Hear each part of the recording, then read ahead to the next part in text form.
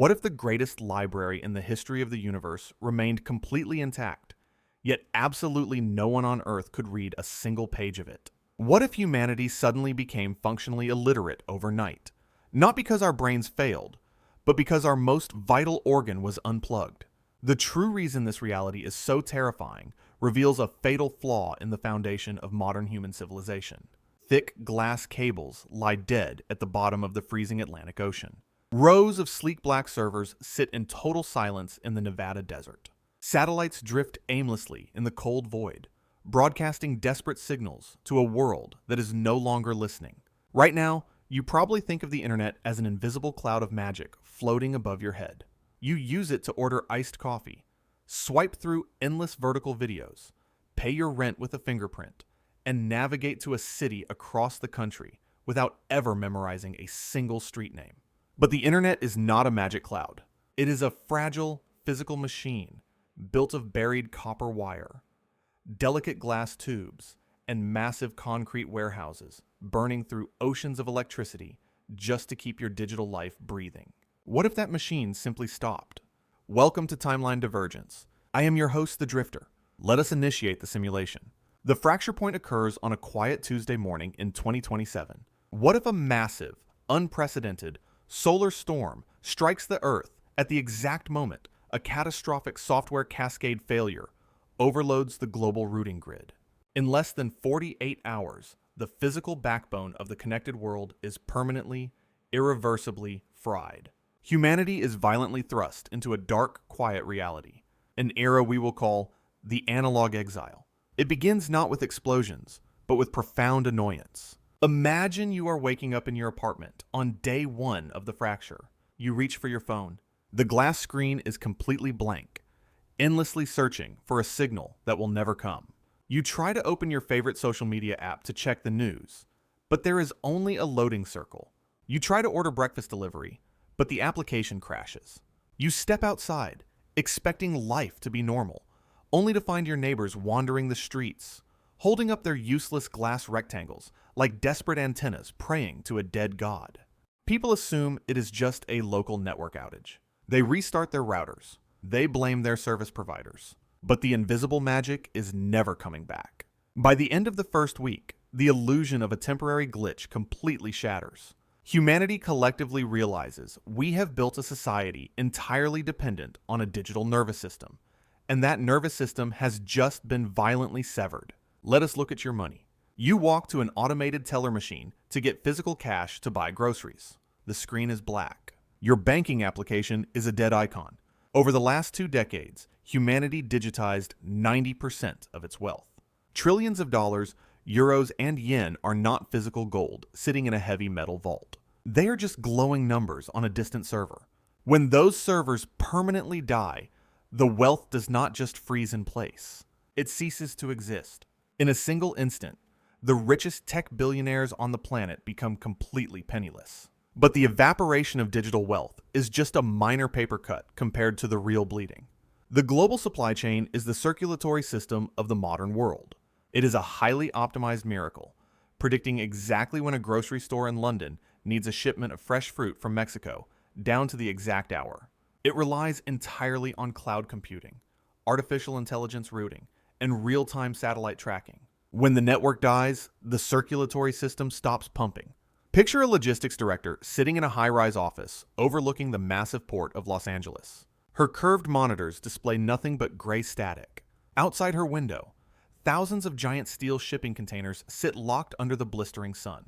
Inside them, millions of dollars of fresh food are rapidly rotting. She has the physical keys to open the boxes, but without the digital manifest, she has absolutely no idea which box holds critical medical supplies and which one holds cheap plastic toys. She is staring at a mountain of human survival, and she is entirely locked out. This is where the true existential dread of the analog exile begins to set in. It is a terrifying paradox, a sudden and violent downgrade of the human species. We did not lose our knowledge. We did not burn the Library of Alexandria to the ground. The ultimate tragedy of this timeline is that all of human history, every scientific discovery, every medical breakthrough, and every beautiful piece of art is still perfectly intact. It is all sitting right there on hard drives, server racks, and solid-state disks. But without the interconnected network to index, search, and access it, that data is just trapped magnetic dust.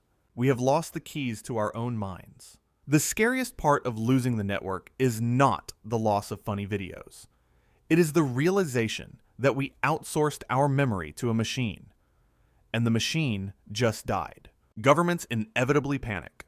Emergency protocols are activated across the globe.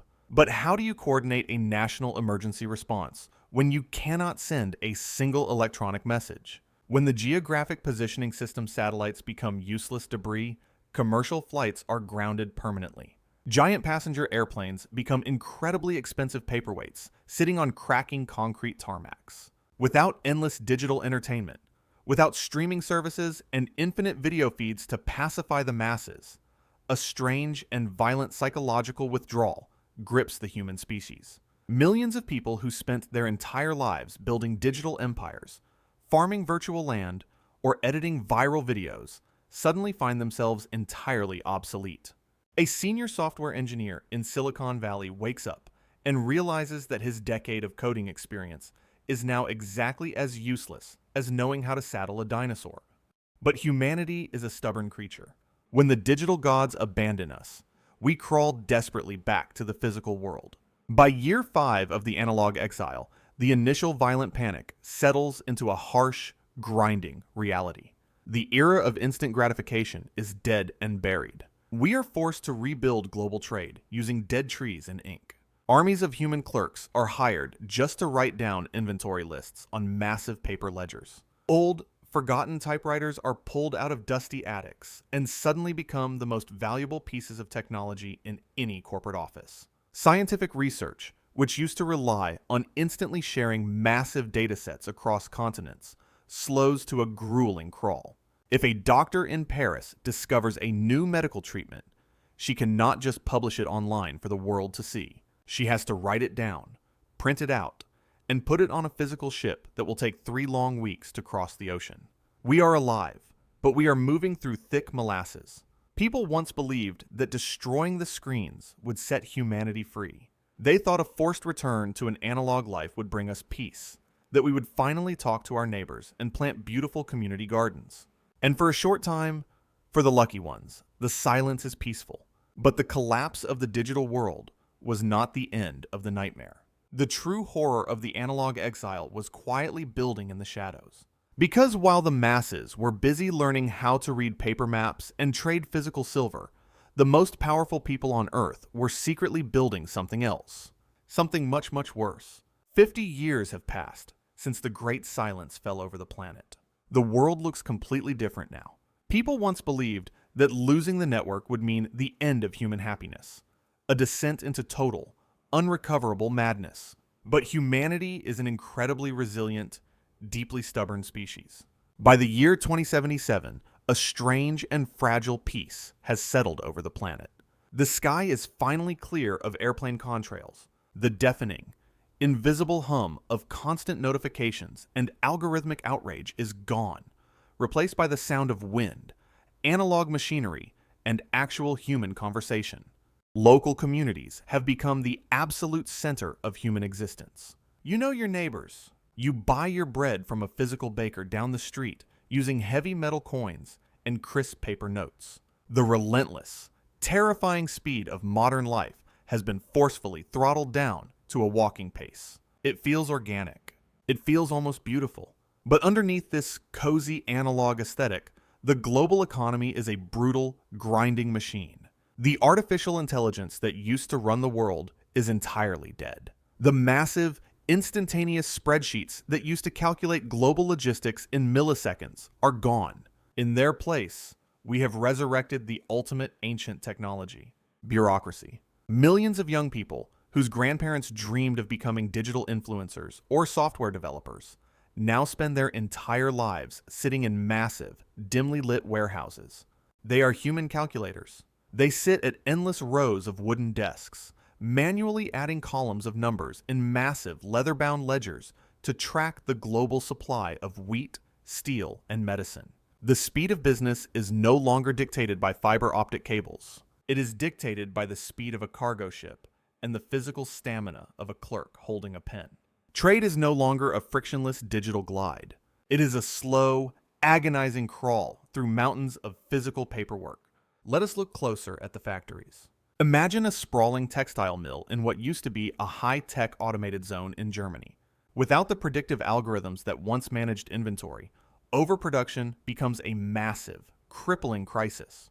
Factories produce millions of winter coats that absolutely no one needs, simply because the information took too long to travel from the analog storefronts back to the manufacturing floor. The global economy experiences wild, devastating boom and bust cycles every few months. Entire cities starve, not because there is no food, but because the physical paperwork directing the food trains was lost in a minor office fire.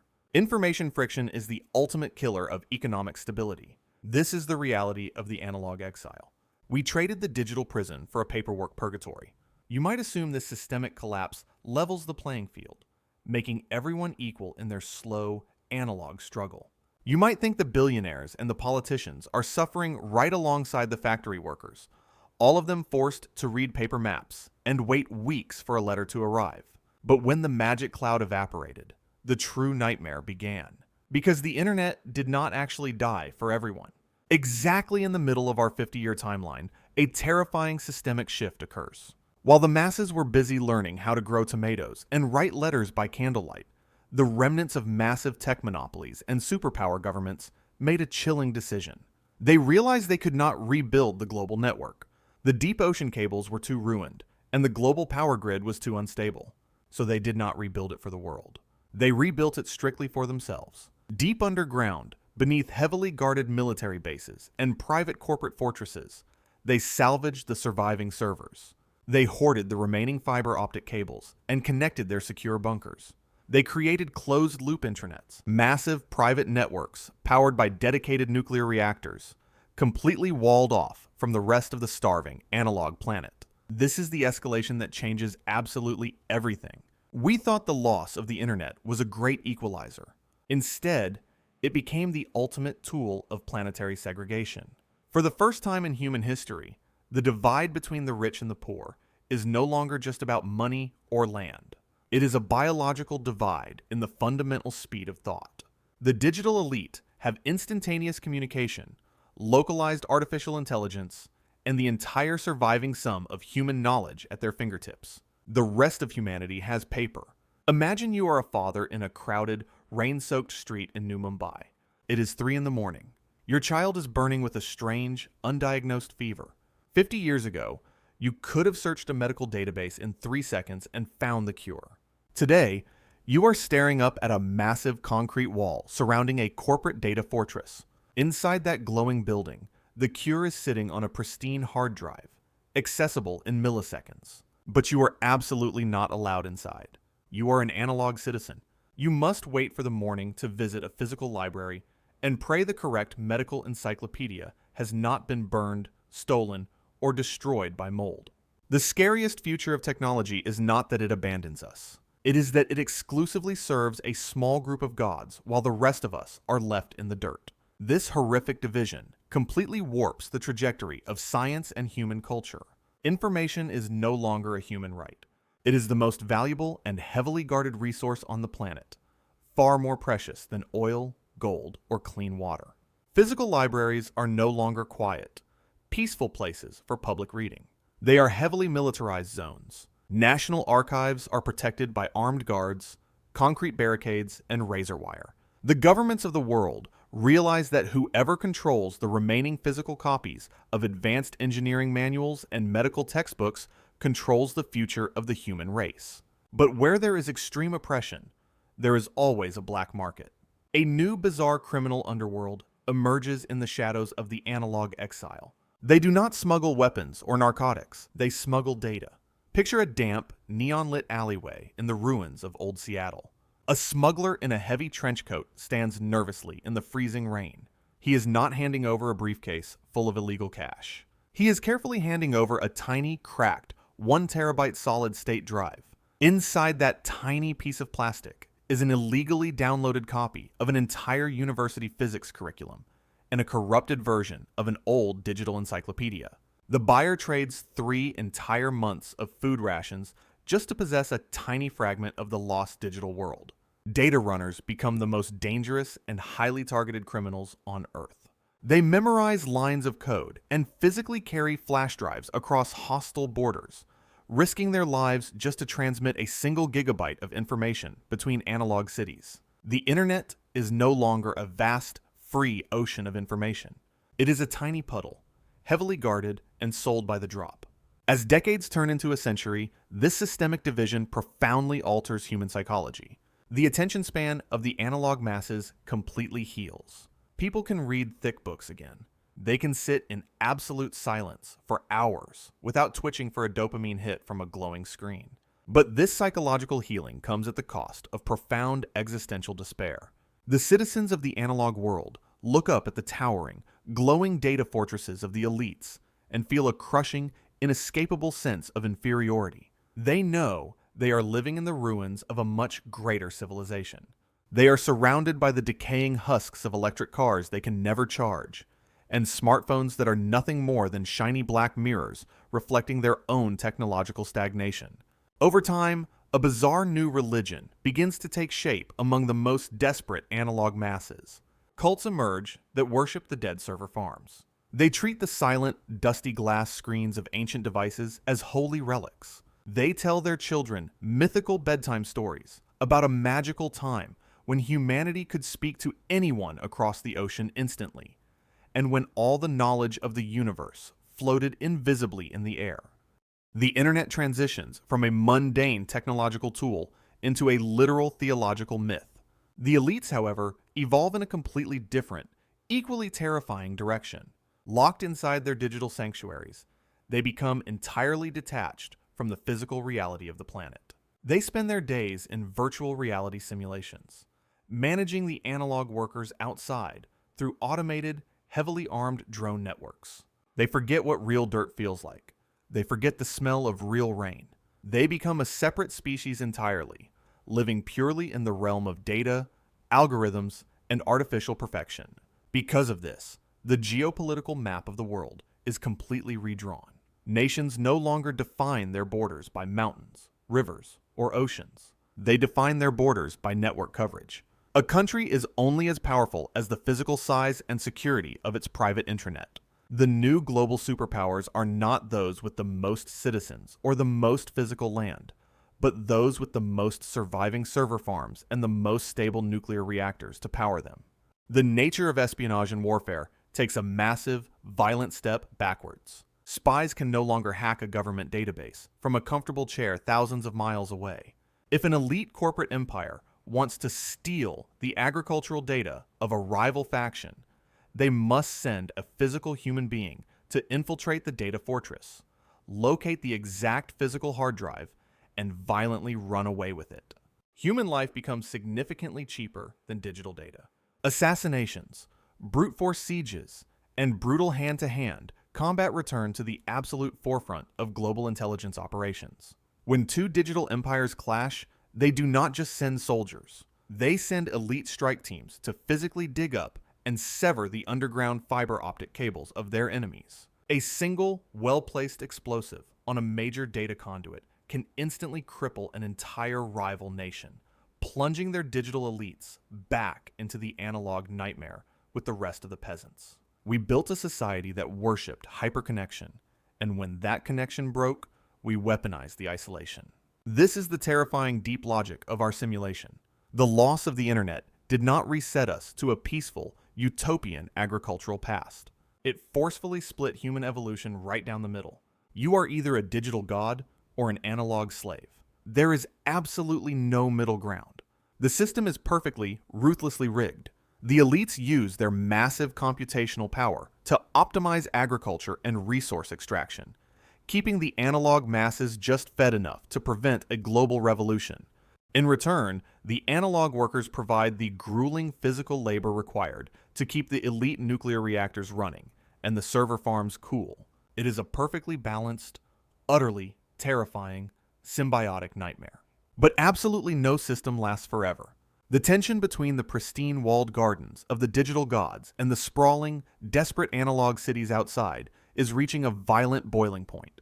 The hard drives inside the elite fortresses are slowly degrading.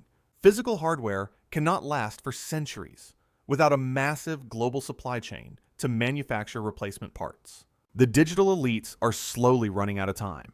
Their private internet is a decaying luxury, bleeding data with every passing year.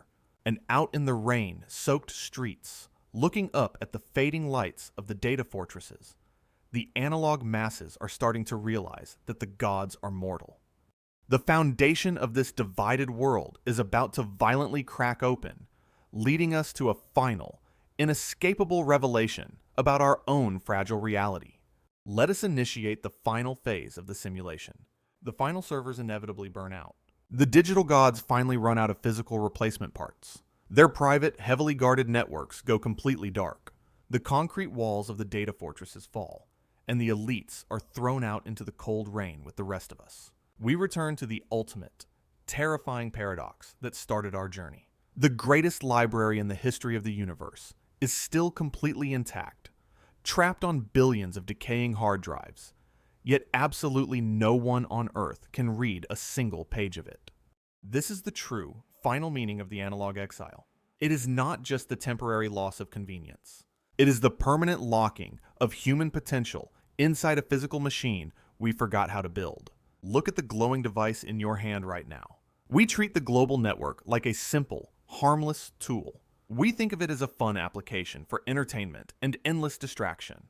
But we have accidentally made it the fragile, structural foundation of our entire civilization.